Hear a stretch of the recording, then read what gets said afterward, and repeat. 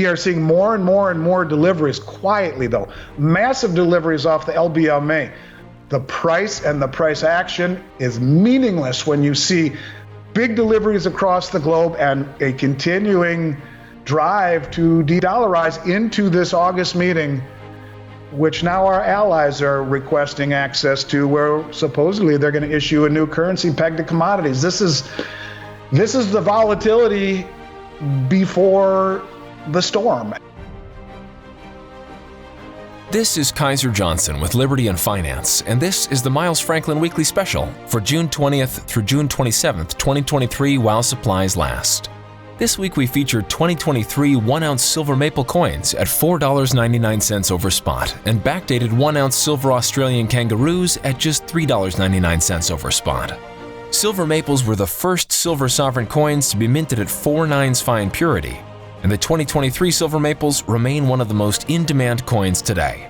They come 25 to a tube, 500 to a box, and are available at $4.99 over spot with a minimum order size of 1 tube. Next, backdated Kangaroos are 4/9 fine 1-ounce silver sovereign coins of Australia, renowned for their purity and design.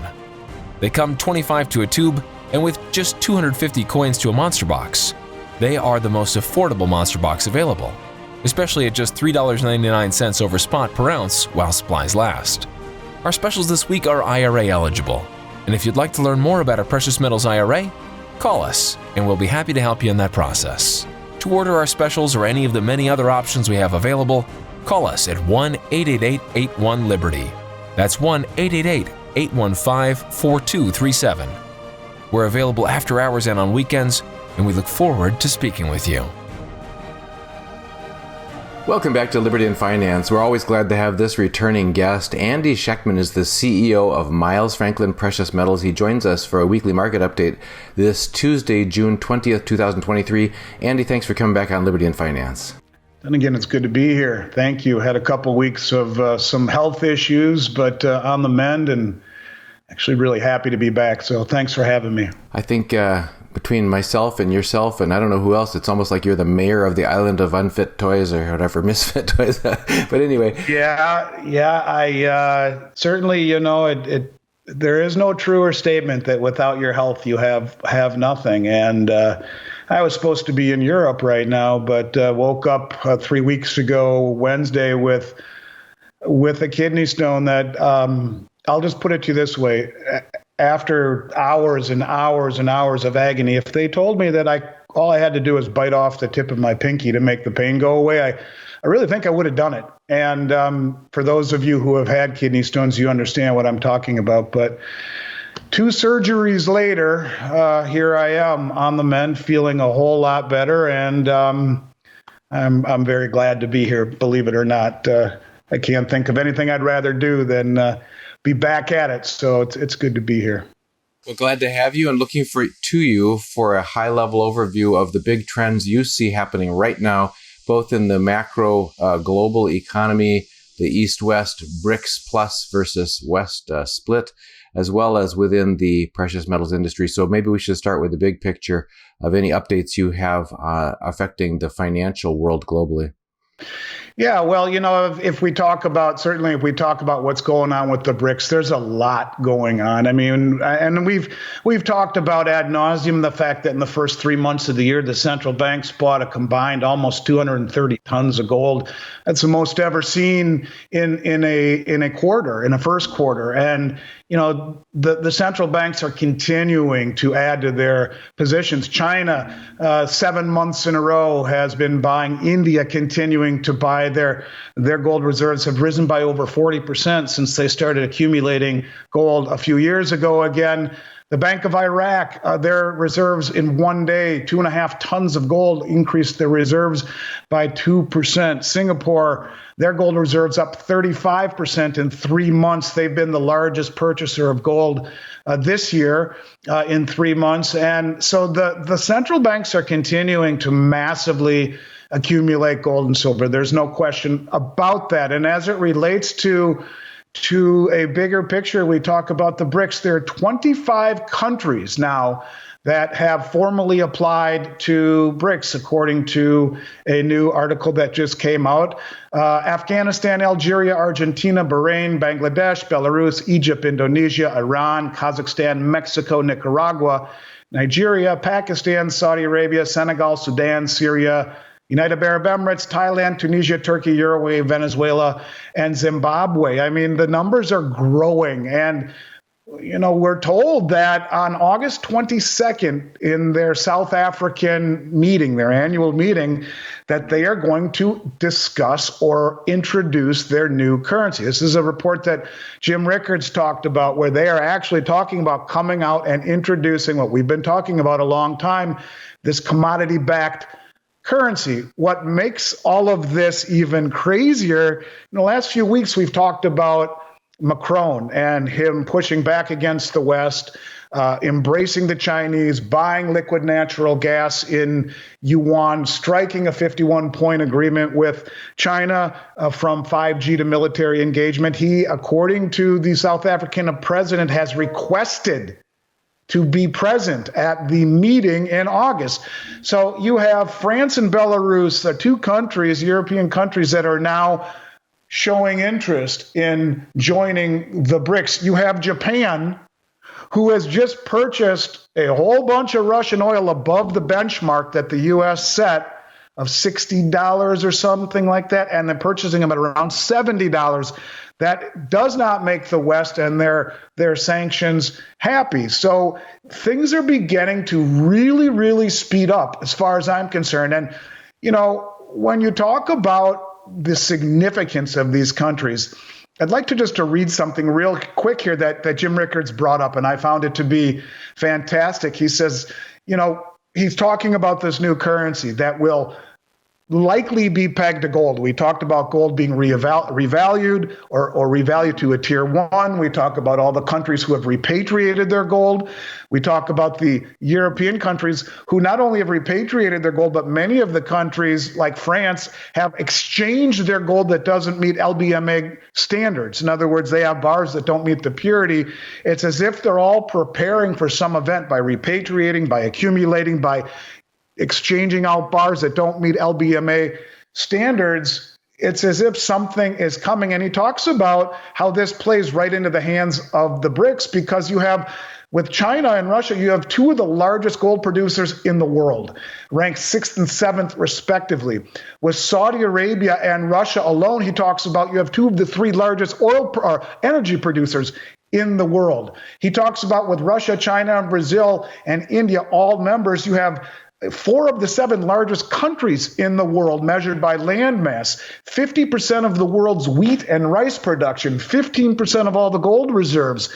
You have, when you talk about India, China, Brazil, you have 4 of the 9 highest population countries in the world. Not to mention, when you talk about Russia and China, you have 2 of the 3 largest nuclear arsenals in the world. And by every measure, population, land mass, energy output, GDP, food output, and nuclear weapons, BRICS is not just another, flimsy, let's just pass it off, it'll never happen. This is a growing, real entity. And when you see Mexico, Saudi Arabia, Turkey, France, Belarus, rumors of Japan and Australia, they're all showing interest and or applying. When Macron strikes deals with China, buying liquid natural gas in yuan, 51-point agreements, including military engagement, and requesting to be at the BRICS summit, it's more than just a feigning interest. And so I think this is a really, really, really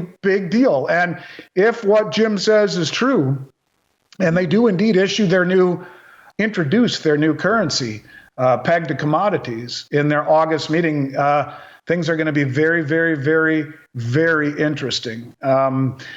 I think this is something people really need to pay close attention to. We've seen other things too. Recently, Egypt just came out and said that they will pay with the Russian ruble to settle trade with Russia and pay with Chinese yuan for business with China. And so similarly, it will do the same thing with India, paying for rupee. So they've applied to BRICS. So they're going to trade with India, with China, and with Russia in their currencies until there is a common currency. And so, when you see all of these things starting to happen, it, to me, is a whole lot more significant and meaningful than just talking about these countries joining together in an ideological endeavor. This is actually happening, and it's real. And, put it all together, it starts to become a little bit concerning. As far as what's going on in the metals market, look, I haven't read why the price of silver got clobbered today. And whatever it is, it doesn't make sense, because if we look at what happened last week when it got clobbered, 25,890,000 ounces, or 5,178 COMEX contracts were dumped in 15 minutes. So no one in their right mind who is trying to maximize a return on any asset being sold would dump that kind of quantity at the open. It's done for effect. It's a drive-by shooting. It's done to demoralize. But in reality, you take a step back and say, what kind of idiot would ever do that? And the answer is no one who was trying to maximize a return. It is someone who is trying to do this for effect. And that's why when you see all of these things happen, when you see the largest accumulation of gold by the central banks ever over the last 18 months, when you see countries continuing to move away from the West, including our allies, and using gold and silver as a way to de-dollarize, then the price means nothing. And I know it's hard to hear that. It's almost hard to say it, but it's true, because the price action is being betrayed by the massive drawdowns that we continue to see on COMEX and on the LBMA. And I think it's worth noting. It really is worth noting that if we talk about just the amount of deliveries that we've seen this year, we've seen almost 13,000 silver contracts stand for delivery. That's this year. That's 65 million ounces that have stood for delivery. That's over 2,000 tons. And when you talk about gold, over 240 tons have been delivered out of COMEX since January 1st. And last week, when I was laying around doing a little reading on the Mend, I read that 55 tons were delivered last week in the 7 trading days up to when I was reading this on Tuesday or Wednesday. So you can see that deliveries is a rising tendency. We are seeing more and more and more deliveries, quietly though, massive deliveries off the LBMA. The price and the price action is meaningless when you see big deliveries across the globe and a continuing drive to de-dollarize into this August meeting, which now our allies are requesting access to, where supposedly they're going to issue a new currency pegged to commodities. This is the volatility before the storm. And, normally they say the calm before the storm. But if you look at a big move generally in history, a big move in a market, it's usually precipitated by a great volatility leading up to it. And this volatility, which makes no sense in the greater scheme of things, this price action, it makes no sense in the greater scheme of things. To me, it makes sense to what the playbook that they've used for a very long time. And when you see the type of maneuvers that they're making by dumping 25 million ounces at the opening, I think it reeks of desperation. And to me, we're getting close to that moment. So one last thing I'd like to say, in the 3 years that I've been doing this with you, I don't know that there's been a better environment right now, because of really there's been a little bit of apathy in the market right now, and it's slow in the entire precious metals space. It's slow. And I think price, premium, availability, it's as good as it's been since 2020. And so people who are looking to do what the biggest money in the world is doing, I don't know that there's been a better time to do it in the last 3 years. The scenario that you painted with the rush of countries all around the world to join the BRICS, as well as more significantly or equally significantly, the repatriation and acquisition and converting of physical metal, that grab to be on the right to have the right assets and to be on the right side of history. It almost seems like the Noah's Ark story, except in this case, instead of one family being the standouts who are doing the preparation, you got half the world rushing to do the preparation, and the other half the world being, I guess, the Western nations that are clinging to the fiat legacy currency system, kind of whistling past the graveyard. The other thing that occurred to me when you talked about more recently here, this price action on the COMEX versus the physical deliveries that are taking place is a classic bash and stash, where either bad things being said or nothing being said about an asset while while the price is being affected by derivative paper action, and the physical belying that, the physical being taken out the back door. So it's absolutely important that you bring this to us. It reminds me of the big talk that you did at the Boca Raton Rule Investment Symposium on Natural Resources last July in Boca Raton, Florida, really laying out, connecting all the dots on this global pivot away from the dollar, away from fiat currencies, and into real things, real true commodities that don't require you to necessarily trust the opposing party, but to trust the real thing that's in your hand. Any thoughts looking forward to next month's Rule Symposium, again in Boca Raton, Florida? As far as, I guess you could say I told you so. It'd be a short speech. But anyway, things that are on your mind that you're going to bring forward. Well, yeah. I mean, I have two speeches, and one of them will be a recap of what I've been saying, this same narrative at his show for this will be my third year in a row. And I have been right. And there are very few times in life, in this industry, where you can say, I've been right. I mean, that's the truth. People always say when they're right, they never talk about when they're wrong. And I would say to you that, I don't go around saying that, because being right, we have been right. We've never got the timing right ever. It's just too hard. But I have been right on the timing too on this, and I'm gonna talk about that. But more importantly, and I'm a little bit hesitant to even go down this road, but the name of my second presentation is something to the extent of, could this all have been planned? And when you look at the people advising our president, from Lael Brainerd to Jared Bernstein and the other advisors, almost all of them, their whole mantra, their whole school of thought, is regarding woke ideology, wealth redistribution, things that favor an agenda of a social agenda rather than focusing on the shareholder price.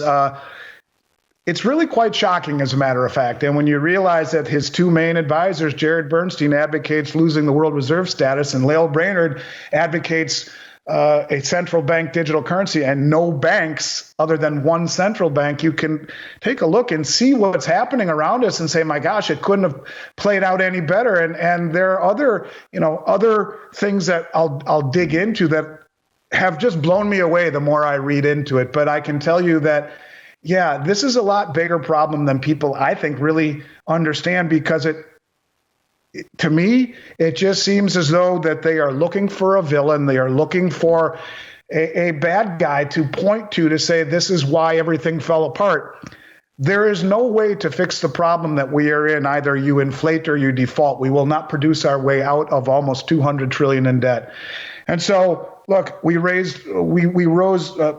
the rates up to 5% and almost blew up the entire banking system. They've paused. They're probably going to pivot and go the other direction. They will signal to the world that they've chosen inflation over austerity, the way that all politicians have. And that's when things really start to get interesting, in particular when you're talking about, in August, the majority of the world's population coming to the table with a new currency pegged to commodities. And, in reading Jim Rickards' article, it's also very, very interesting when he talks about the prospects of them creating a very robust bond market. And he talks about the difference between reserve currencies and a transactional currency that is used globally. Basically, a reserve currency has to have a robust bond market, and that's what the U.S. has, right? But look at the amount of of foreign selling of U.S. treasuries. It's off the charts. It's the U.S. public that's been buying all of the bonds, leaving the banks, and moving to a yield that the Fed is offering, but the rest of the world is dumping bonds. And if as Jim talks about, if they really want this to succeed, that they will issue bonds, BRICS bonds, and they will implore their citizens, just like we did during World War II, I think, to buy government bonds and really turn the BRICS idea into a big game-changing reality. And I wouldn't discount one thing that Mr. Rickard says. He's as smart as they come. But it's very concerning. And you take a step back and look at who's advising the government. You can put all this together. I mean, global de-dollarization, advising the president and the administration to abandon the world reserve standard, to go to a central bank digital currency. I mean, everything that we are seeing, you couldn't make it up. And as Bill Holter said, it's just too stupid to not be true? Is that what he said? Something along those lines? Anyways, to be a mistake. There you go. Well, it is too stupid to be a mistake. The more that I keep reading this stuff, the more blown away that I am. And I think this is all reason why we own gold and silver. It's not to get wealthy. It's because we are on the at the precipice of some very, very big changes globally. Well, Andy, we're always grateful for your presence. Before we let you go, you have a weekly special to offer our viewers at this calm before the storm. We're still doing the backdated Australian Kangaroos for $3.99 over spot. They are in stock. They're ready to go. They're the purest silver coin in the world, and one that I like an awful lot. I did want to mention one other thing, and I want to tell everyone to watch Vic Swear's 3-part interview with a man named Jack Sermon, and he is the head of the U.S. Silver Eagle program. And everyone has been wondering why the hell Silver Eagles are so hard to come by and so expensive. You will be blown away when you watch this video. He talks about how senior management at the Mint came to him and asked him, what is the smallest amount of Silver Eagle production we can get away with? And he also talks about in 2022, the U.S. Mint halted production by August, even though the primary distributor said that they would take up to another 30 million coins. They were only allotted about 12 million. And the interview will blow you away when you see that, there's something more to a lot that's going on than meets the eye, including the Silver Eagle program, which, by the way, would be illegal because the Silver Eagle, when it was made, and the law the legislation that was used to start the Eagle program said that they have to produce as many Silver Eagles as is demanded by the public, and they're way short of that. So for those of you that were wondering why things are so crazy at the U.S. Mint, I would implore you to go to Vic Swear Road to Ruta and watch his 3-part series, 3-part interview with Jack Sermon. It will be worth your time. Very well. Thank you, Andy, for joining us. And as always, we're grateful for your presence here for these weekly market updates on Liberty and Finance. Great to be here. Thanks, Dunnigan. Miles Franklin Precious Metals is one of America's oldest and most trusted bullion dealers. Miles Franklin is A+ rated and accredited by the Better Business Bureau, licensed and bonded, and has 0 complaints ever registered. Here at Liberty and Finance, we are licensed brokers with Miles Franklin. To order, simply call us, discuss your needs, and we can let you know our live inventory, prices, and availability, and lock in your order over the phone. Once your order is locked, the price is held for you regardless of market fluctuations, and the metals are reserved for you awaiting your settled payment. Within 1 business day of ordering, you will receive an email invoice detailing the order and payment instructions. Miles Franklin accepts payments by bank wire, ACH or electronic check, money order, check mailed priority mail, and cryptocurrency. The fastest forms of payment are bank wire and cryptocurrency. Upon settled payment, metals will ship out within 3 to 5 business days. You will receive tracking information via email. Domestic shipping charges are $15 for any order under 500 ounces of silver or 10 ounces of gold. For orders larger than that, domestic shipping is free. The package will be boxed, fully insured, and labeled discreetly, with no indication of the contents inside. For your privacy, the name Miles Franklin will not even be on the package.